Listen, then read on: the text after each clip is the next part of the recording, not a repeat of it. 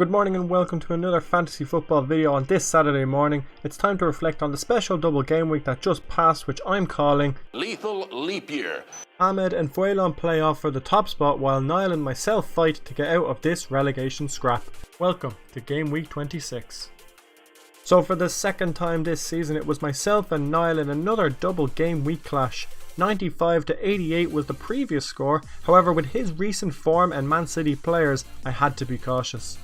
Thankfully, with Pep's rotation, his Manchester City players did not get involved too much apart from a 14-point Jesus.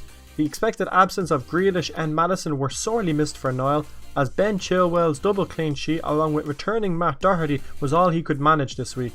As for myself, in the opening game, an assist from Mahrez for another John Stones goal against Niall may have gotten me a little carried away. Oh my god! Okay, it's happening! Everybody stay calm! What's the procedure, everyone? What's the procedure? Stay calm! This was Mahrez's third straight week to score points, while the new signings Sanchez and Conte got off to a flying start, along with the faithful Martinez and Keane also adding to the score. It was great to see Aguero return, and I'm hoping to see a lot more of him now as we get closer to the end of the season. However, Vardy may struggle now with Leicester's recent injuries in the midfield. The final score, Andy 96, Niall 59. Our first middle of the table clash saw Tomas, who has been confident to reach the top 4, while Ross has only had one win in the last 5 weeks. Unfortunately for Ross, it's 3 defeats in a row, while Tomas recovers from last week's defeat and gets his third win in 4 weeks. It was his midfield who scored half the points for Tomas, with Neves and Neto really linking up well together.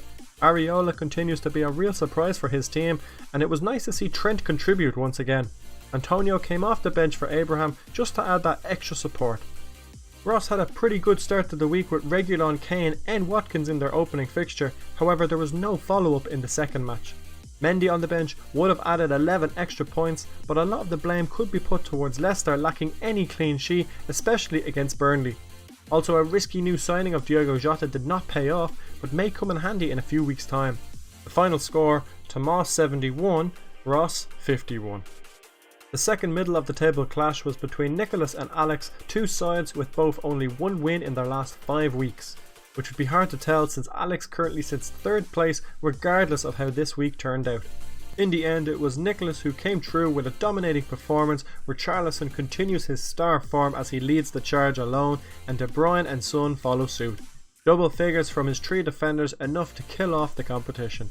As for Alex, this is now his 5th game in a row that he has lost. His forward 3 have completely gone silent, while Liverpool's current form is also hurting his side, with Salah not getting a look in.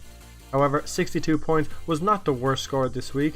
Hugo Lloris had a fantastic 2 games. Mount and James continued with Chelsea's form, while Tielemans was able to at least contribute in one of his 2 games. Third place is starting to hang on by a thread as the gap to 4th closes. Final score, Nicholas 94, Alex 62. Next up is the highly anticipated game of the week between Ahmed in first place and challenger Fuelon in second. In the last meeting between these two, Fuelon came away with 106 points to score the win. That was 7 weeks ago. Since then, Ahmed has went on a 6-game win streak, now looking to become the first player this season to make it a perfect 7 wins from 7 matches. Or could Fuelon get his 6th win in a row while also cutting the gap to just points difference? In a battle that went right down to the final game, it was Ahmed who completed his perfect 7 performance as he edged past Fuelon by just 4 points. It was all thanks to the 2 perfect signings that got the result, with Johnston and Sigurdsson recently added to the squad this week. Sigurdsson played 26 minutes on the final day and got 4 points, perhaps the difference maker. Elsewhere, Diaz and Maguire had strong weeks, while most key players did not excel in the likes of Fernandes, Calvert-Lewin and now the injured Harvey Barnes. As for Fuelon, he had his own wonder transfer this week with Gareth Bale as the week's top scorer along with Holgate for Everton. However, I'm sorry to even mention that the selling of 12-point Rudiger followed by the selling of 8-point Kabak in exchange for just Fernandinho and Castagna, a total of 4 points. Sure, Rodriguez would be an easy blame after missing both games, but Cavani was his first replacement, while a 5-point Lingard, who has been on form, was sitting last on his bench. Final score, Ahmed 76, Fuelon 72. 12 games remaining, and here's how the table looks. Ahmed now takes a 6-point lead after his 7th successive win. Fuelon can't let this loss get to him as there is still plenty of time left to catch up. Middle of the table is starting to get tighter as Tomas is now in 4th with just another win away from the top 3, while Nicholas gets a vital win to keep his distance from 7th. Niall and myself continue to keep playing catch up with the rest of the table as it returns to a 6-point gap at the bottom. So Mr. Trebek, for the 4th week in a row, I'll have my favourite thing about fantasy football for 1600 please. The other daily double is there. Yes, it's double game week time once again, with this week having Manchester City and Southampton playing the extra games.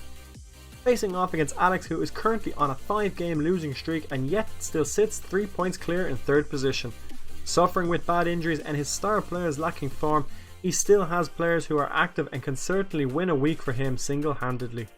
Salah at home to Fulham is the biggest threat going into this game, but Lurie, Mount and Tielemans are his recent informed players. While Martial may be kept quiet against City, I feel like I've been in this position before and I don't want to get too carried away. As for myself, believe it or not, this was very close to being the first week where I made no transfers. However, I noticed Rudiger was available and I did not want to pass up this opportunity. I've taken advantage of the extra game with 4 City players starting, including Aguero. Chances are they all won't play both games, but it is worth a gamble. Picking the squad is becoming quite difficult recently as the bench grows with even stronger talent. However, Martinez is too consistent to replace. I'm uneasy with Traore at home to Wolves, while I have no idea how Chelsea and Everton will turn out. So that's it for another week. I hope you enjoyed the drama. I'll be back next week for another video. Till then, best of luck with your teams and I'll catch you then. See ya.